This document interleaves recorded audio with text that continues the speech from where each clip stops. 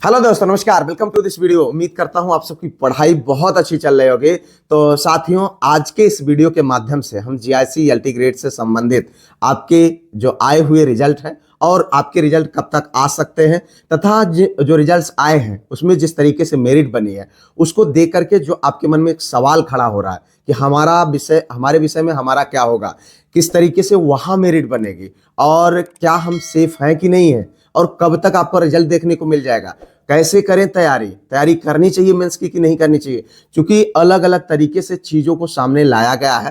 तो यहां पर इस वीडियो के माध्यम से इन सारे डाउट्स को हम क्लियर करने वाले हैं। साथियों, सबसे पहली चीज ये बात आप स्पष्ट समझ लीजिए कि जो आपको रिजल्ट देखने को मिला है जीआईसी एलटी ग्रेड हिंदी का, उसमें अपने अपने स्तर से लोगों ने अपनी समस्याओं को रखा है और जाहिर सी बात है रखना भी चाहिए। सबको जो उम्मीदें थी उस उम्मीद के हिसाब से चीजें सबकी उम्मीदों पर नहीं हुआ है। अब उसके लिए जो भी हो, कल और परसों के डेट में मैंने एक वीडियो के माध्यम से उन सारे प्रोसेस पर चर्चा किया था कि किस तरीके से मेरिट बनी है, कैसे क्वालिफाई कराया गया है।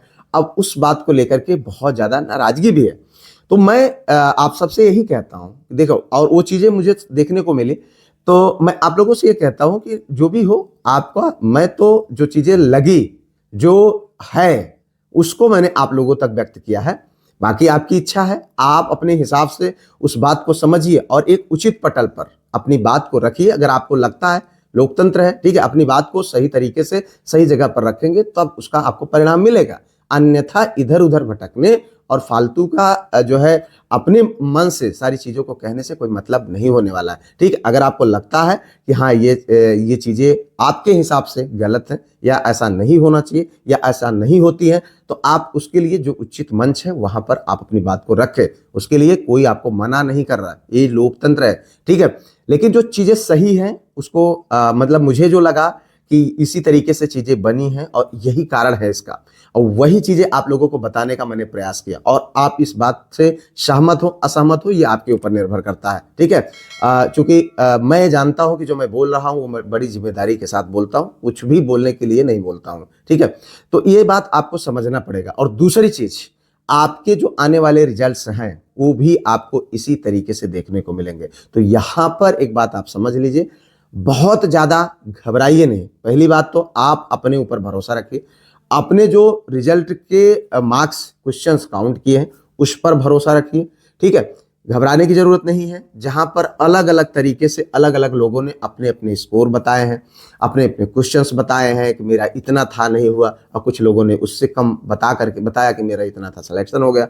तो ये अब आप स्वयं डिसाइड करें कि क्या सही है क्या गलत है, ठीक है। और उस पर हम बहुत ज्यादा नहीं जाएंगे, अन्यथा आप लोगों को ये लग रहा है कि मैं डिफेंड कर रहा हूं, ठीक है, आयोग को। मेरा काम नहीं है ना तो डिफेंड करना और ना ही कुछ, मुझे जो लग रहा है मैं क्रिटिसाइज भी नहीं करता।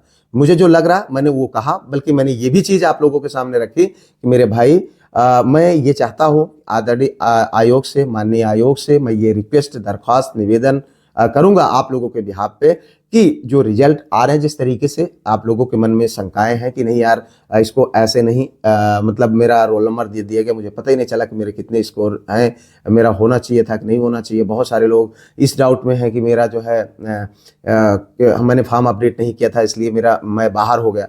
तो ये सारे विषयों पर मैं निवेदन करता हूं माननीय आयोग से कि प्रॉपर तरीके से इस तरीके का रिजल्ट आए जिसमें सारे मार्क्स और कट ऑफ कैटेगरी के सब कुछ स्पष्ट रहे, तो थोड़ा सा ये सवाल शायद ना उठे। तो मैं यही चाहता हूं। बाकी जो भी है वो तो सरकार का विषय है और आप लोगों को समझना है कि नहीं समझना है ये आप पे निर्भर करता है। मैंने अपनी बात को आप लोगों तक पहुंचा दिया, ठीक है, मुझे जो लगता है। लेकिन अब रही बात यहाँ पर, और जो सब्जेक्ट वाले हैं उन पर बहुत ज्यादा प्रभाव पड़ रहा है। उनको लग रहा है कि यार, चूंकि देखो हम जानते हैं कि हमारे कितने क्वेश्चन सही है, हम बाहर हैं कि अंदर हैं, हम अपने तरीके से मिला रहे हैं, और वो अगर हमारे साथ गलत हो रहा तो उसको हम पीड़ा दर्द सही सकते हैं। लेकिन अगर कोई अन्य विषय जिसका रिजल्ट आया ही नहीं है, जिसने बहुत अच्छा स्कोर किया है और उसको पूरा भरोसा है कि उसको हो जाना चाहिए था, लेकिन जब इस तरीके की चीजें सामने आई तो कहीं ना कहीं वो भी डरा हुआ महसूस कर रहा है। और उसके डरने का डेली मैसेजेस, सैकड़ों मैसेज, सर मेरा इतना है, कैसे होगा, कब रिजल्ट आएगा, क्या करें, मेरा पढ़ने में ही मन नहीं लग रहा। मेरे भाई, आप अपने ऊपर भरोसा रखिए, अपने रिजल्ट, आपका विषय अलग है, आपकी कैटेगरी अलग है, आपने अलग तरीके से परीक्षा दी, आप अलग विषय व्यक्ति हैं।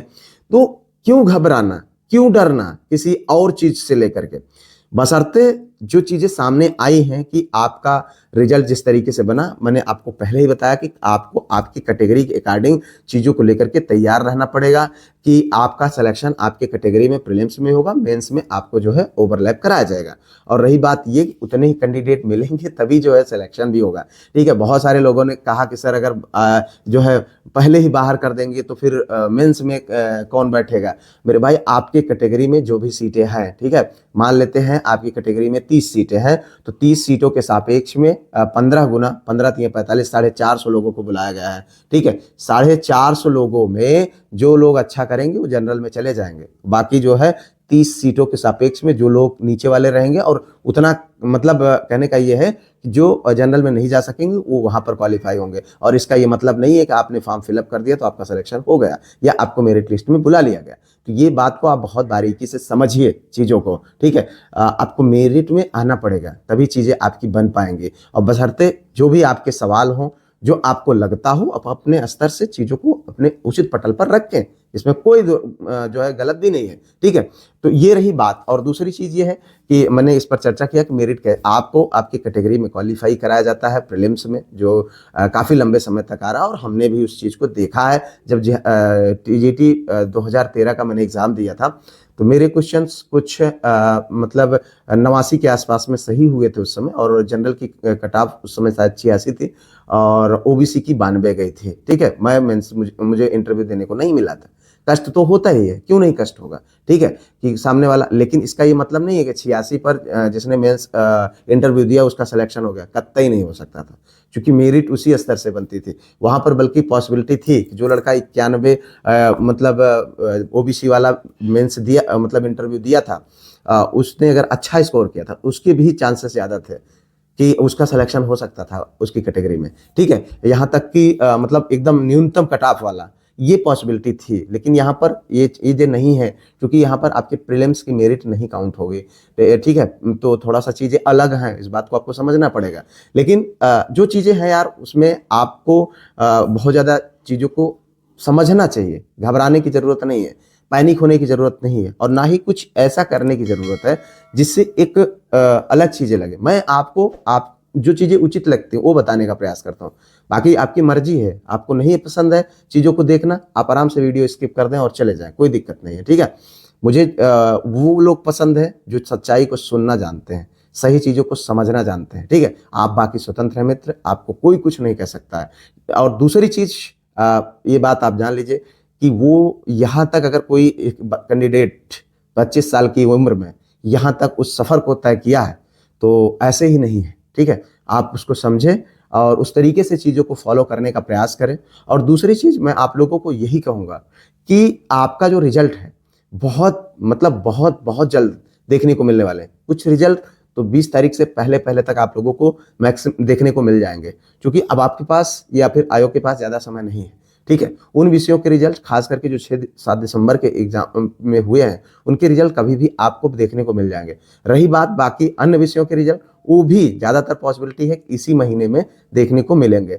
अब हम बात करेंगे कि आप जो है GS वाला, देखो यहाँ पर मैं आप लोगों को शुरू से ही बात किया था कि गणित एक ऐसा विषय है, विज्ञान एक ऐसा विषय है जहाँ पर GS बहुत बड़ा रोल प्ले करने वाला, और वही हुआ, ठीक है, वही हुआ है एग्जैक्टली।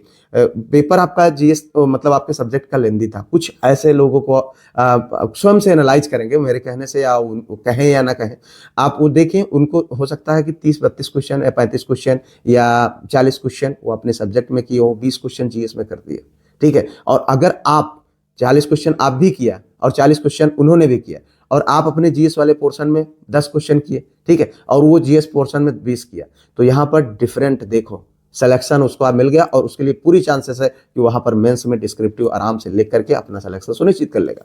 तो इसलिए मैंने आप लोगों से ये चीज़ कहा था कि प्रीवियस ईयर क्वेश्चन बहुत ज़्यादा इंपॉर्टेंट है, और मैंने सॉल्व भी कराया था, आप लोगों ने उसका इम्पैक्ट भी देखा था। अब उसीलिए मैं आपको कहता हूँ कि आप GIC लेक्चरर पर फोकस करो, और उसमें जो GS वाला पोर्सन है उस पर फोकस करो, प्रॉपर रणनीति बना करके। चीज़ों को आपको समझना पड़ेगा कि क्या प्रॉपर रणनीति होती है, किस तरीके से चीज़ें बनती हैं, किस तरीके से चीज़ें होती हैं। बाकी कोई मतलब नहीं है किसी चीज़ को करने का, फॉलो जो करेगा वही सफल होगा। तो इसको आप ध्यान रखें और जीएस का जो मटेरियल है, जीएस का जो प्रीवियस ईयर क्वेश्चन, जीएस का जो पैटर्न, जीएस का जो प्रैक्टिस सेट, क्विजेज, जो सारी चीजें कराई जा रही हैं, वो सब कुछ आपको अवेलेबल हो जाएंगी। जो नंबर दिया गया है आप उस नंबर पर कांटेक्ट करके कर लीजिए, व्हाट्सएप पर आराम से सारी चीज़ों को एक्सेस करिए और अपने जीआईसी लेक्चरर की जीएस की प्रिपरेशन बहुत बिंदास तरीके से करिए। फिलहाल यही सारी चीज़ें इस वीडियो के माध्यम से कहनी थी। वीडियो अगर अच्छा लगा हो और यहाँ तक आए हैं तो निश्चित तौर पर अच्छा लगा होगा। चैनल को सब्सक्राइब कर लीजिएगा और वीडियो को लाइक और शेयर, हाइप, ये सब जरूर करिएगा। कमेंट करके अपनी राय को जरूर दीजिएगा। मिलते हैं किसी और वीडियो में किसी और टॉपिक पर। तब तक के लिए जय Hind, Vande Mataram, best of luck.